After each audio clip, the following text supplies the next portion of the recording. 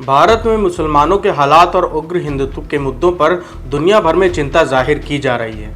कभी हिजाब के नाम पर मुसलमान लड़कियों को परेशान करने का मामला सामने आ रहा है, तो कभी गोहत्या के नाम पर लिंचिंग हो रही है, जिंदा जलाया जा रहा है। मुसलमानों के नरसंहार और बहिष्कार के लिए देश के अलग अलग हिस्सों में धर्म संसद हो रही है, मस्जिदों और मदरसों पर हमले हो रहे हैं।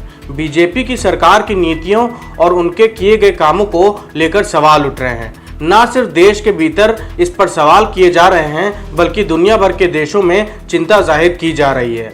इस्लामिक देशों की समूह की तरफ से तो कई बार अलग अलग घटनाओं को लेकर चिंता जाहिर की जा चुकी है, और अब बहरीन के सांसद ने अतीक अहमद और अशरफ की हत्या के मुद्दे पर कई सवाल उठाए हैं। नमस्कार, मैं अबैराज आपका हुनरबाज पत्रकार में स्वागत करता हूं।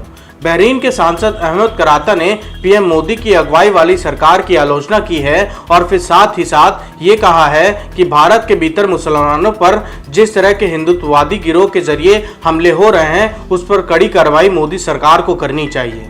बहरीन के सांसद ने अपनी संसद के भीतर कहा कि बहरीन और खाड़ी के अलग अलग देशों में भारत से आए बड़ी तादाद में लोगों को पूरा सम्मान दिया जा रहा है, सम्मानजनक व्यवहार किया जाता है। वो अच्छे रोजगार के लिए देश छोड़कर बहरीन और खाड़ी के देशों में आते हैं और वहाँ पर उनको इज्जत के साथ रखा जाता है। यहाँ पर वो अपने रोजगार के लिए काम करते हैं और वहाँ से पैसा कमाकर देश भेजते हैं। लेकिन खाड़ी के देशों में या फिर बहरीन समेत कई देशों में उनके साथ कोई दुर्व्यवहार नहीं होता है। इसमें बड़ी तादाद में वो लोग हैं जो मुसलमान नहीं हैं, लेकिन वह इस्लामिक देशों में आकर भी अपने रोजगार को पाते हैं और फिर उनके साथ कोई भेदभाव की घटना नहीं होती है। लेकिन बहरीन के सांसद ने कहा है कि भारत में मुसलमानों के साथ जिस तरह का व्यवहार होता है, उसे कभी स्वीकार नहीं किया जा सकता है। वो गलत व्यवहार है जो भारत के भीतर मुसलमानों के साथ किया जाता है। हाल के दिनों में जिस तरह की घटनाएं हुई हैं, उस पर मस्जिदों पर भगवा झंडे फहराने, मदरसों में आग लगाने और फिर अब जिस तरह से मुसलमानों को डराकर वोट लेने की नीयत से कार्रवाई हो रही है, उस पर दुनिया भर में चिंता जाहिर की जा रही है। अतीक अहमद और अशरफ की हत्या के बाद जिस तरह से बीजेपी युवा मोर्चा के नेताओं ने कानपुर में आतिशबाजी की,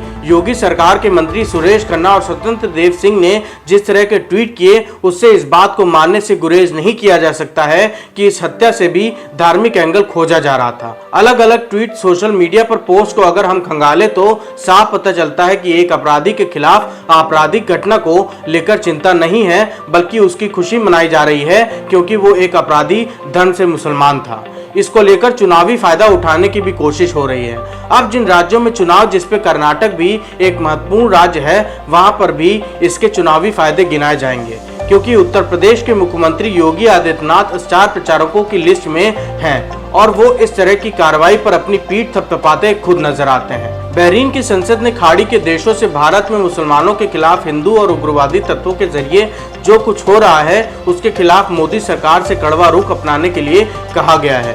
सवाल इस बात का है कि अतीक और अशरफ की हत्या को अपराध या अपराधी की नजर से कम और एक धार्मिक एंगल से क्यों देखा जा रहा है। गोदी मीडिया भी जिस तरह से खबरों को चला रहा है, लग यही रहा है कि वो भी खुशी मना रहा है, क्योंकि अतीक अहमद के गुजरात से इलाहाबाद लाने के बीच वो इस बात का इंतजार कर रहा था कि कब अतीक की गाड़ी पलटे की, और जब अतीक और अशरफ की हत्या हो गई तो पूछ रहा है कि गोदी मीडिया का अगला नंबर क्या मुख्तार अंसारी का है। ऐसे में गोदी मीडिया, बीजेपी और उस दूसरे हिंदुत्ववादी संगठनों का यह रवैया भारत की साख पर चोट कर रहा है। इसी वजह से खाड़ी देशों में नाराजगी बढ़ रही है और वो भारत की सरकार को कट्टरपंथी बता रहे हैं। ये गांधी और नेहरू के देश के साथ हो रहा व्यवहार दुखद है।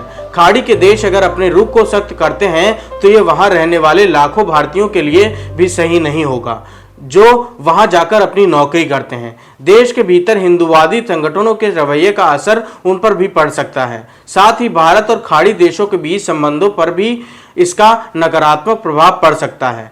धन्यवाद।